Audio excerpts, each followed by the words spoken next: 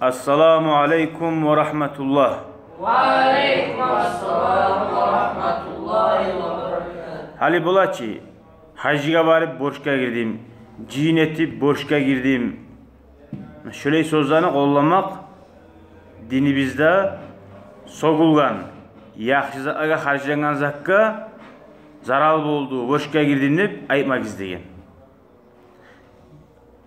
Yanbağı tiyişli bola an yuqala aytmaga fil malil muhraci çıkkan malda harcanan fi taatillah Allah'a taat etmeye.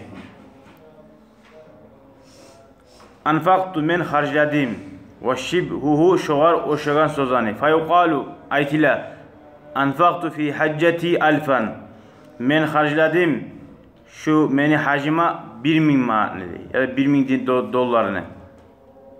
Ve anfaqtu harcadim fi gazvati meni gazavatımna alfayni 2000 idi.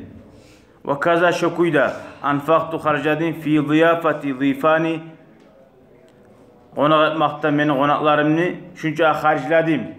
Adam bana qonak etip borçka girdim. Munchaga zarar boldu deb. Hali bo'ladchi bir yaşta aşam alib barsa, ya sizin aşataman deb shunchaga zarar etdim men bugunlik. Şöyle söz aytmay yaramay. Nega zarar tugutsa o ahiretinge qazanch. Tugul. Ve fi khitani avladi yaşım sünneti tengi şuncha borçka girdim. Şuncha zarar boldu. Yaramay. Harcladim deb aytsan. Ve fi nikahi cine tengi şunchaga harcladim. Yaramay zarar boldu deb. Borçka girdim deb söylemege. Ve şibhu zalika girgamsın borçka şoğal oşagan aru kuylaytsan harclanını deb. Ve la yuqalu aytilmey ma yaquluhu olzat adamlar aytagan kasiruna minel avam. Abijni halktan koplar aytagan zat. Garimtu fi ziyafati. Borçka girdim qonağa temennep. Ve khasirtu fi haccati hacga var şuncha azara akşam zarar ettim. Şuncha akşam zayi ettim. Hacga barıp şuncha akşam zayi ettim dey. Ve zayyatu fi safari safarıma şuncha akşam zayi ettim.